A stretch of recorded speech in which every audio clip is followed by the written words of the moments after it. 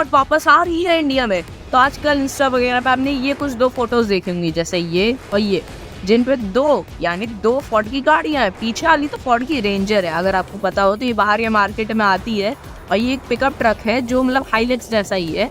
और इसमें पीछे यानी जो इसका बूट होता है, मतलब जैसे नॉर्मल गाड़ी में बूट कवर्ड रहता है ना, इसका बूट कवर्ड नहीं होता है, इसका ओपन बूट रहता है।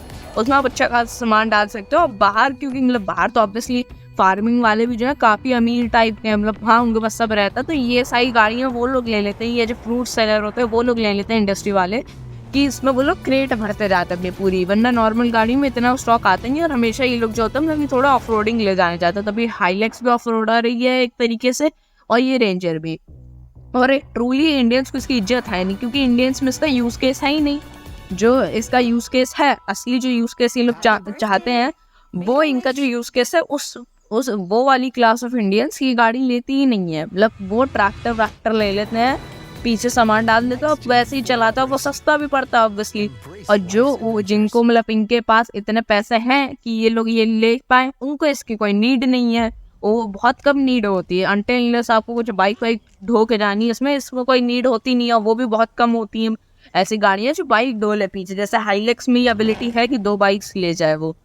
और बाकी हमें इसकी ज़रूरत भी नहीं और हमें इसका फ़र्क भी नहीं पड़ता कि ये आए या ना आए।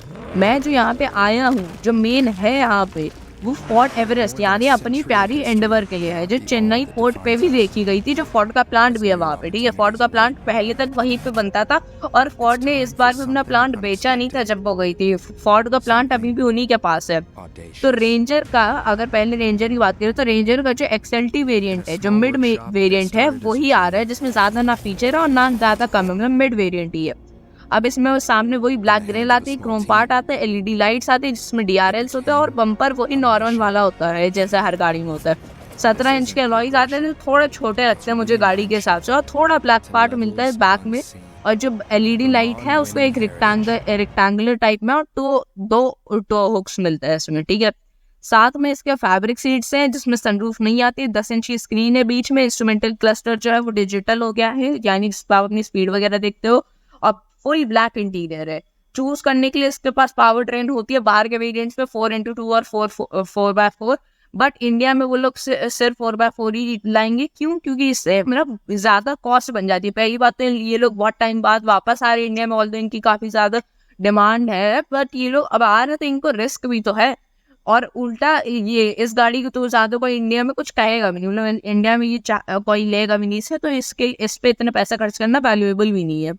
और इसके इंजन की बात करें, इंजन इसका आता है 2.2 लीटर बाय टर्बो इंजन, जो 200 bhp यानी हॉर्स पावर निकालता है, और 500 Nm का टॉर्क, और 4 व्हील ड्राइव यानी 4 व्हील ड्राइव है ये।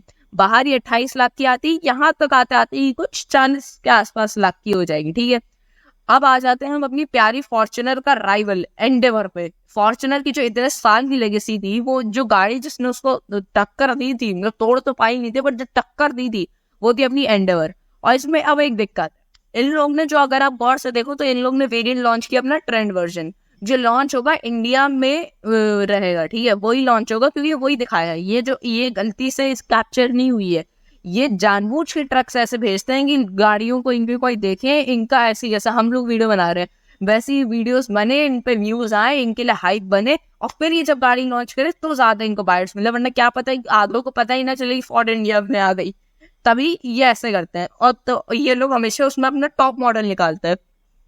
इस बार इन लोग ने ट्रेंड दिखाया है, मतलब इनका ट्रेंड ही मोस्ट प्रोबेबली टॉप आएगा, और वो फॉर्च्यूनर से भी बेकार है। मतलब फॉर्च्यूनर क्या है, वो इनोवा के कंपेटिटर में आ जाएगी मेरे हिसाब से। तो उसके कुछ फीचर मैं आपको बता देता, फिर आपको समझ में आ जाएगा ये क्यों वो इतनी गंदी है। जैसे उसमें एलईडी लाइट्स आती है, ब्लैक ग्रिल आती है, जिसमें एडास नहीं है, कुछ एडास फेडास नहीं। 18 इंच के एलॉयज आते हैं, साइड में कोई डेकल्स यानी कुछ भी स्टाइलिश कुछ भी नहीं है। रूफ रेल भी जो है वो यूजेबल नहीं है, मतलब वही आर्ट की रहती है, जो बस लुक के काम आती है, वो भी लुक में खराब ही थोड़ा दिखती है। और टेल लाइट्स भी जो है वो ब्लैक बार से सिर्फ कनेक्टेड है, उनमें कोई भी कनेक्टेड टेल लाइट्स असली वाली नहीं। ऑल ब्लैक इंटीरियर मिलता है उसमें, और 10 इंच के वर्टिकल स्क्रीन मिलती है। सेंटर कंसोल जो होता है उसमें electric gear, electric parking brake, और वो स्टीयरिंग में थोड़े बहुत फीचर आ जाते हैं।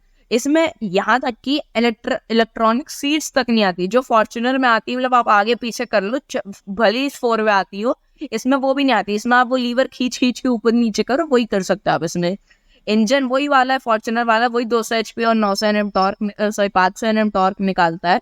और अब ये क्या करेंगे कि इसके ऊपर टाइटेनियम वाला जो है बस ये लॉन्च कर दें ये लोग, क्योंकि इसमें क्या है कि उसमें तब भी फीचर्स एडास आ जाता है, ये इलेक्ट्रॉनिक सीट आ जाती हैं, थोड़ा फीचर आ जाते हैं। और टाइटेनियम में वही वाले जिसकी सबसे ज्यादा आजकल के फोर्ड एंडेवर की डिमांड है, मतलब 2018 वाली फोर्ड की भी सिर्फ उसी की डिमांड है। क्यों? क्योंकि जैसा हमने सुना होगा Ford Endeavour 3.2 litre titanium plus titanium से भी ऊपर आता है।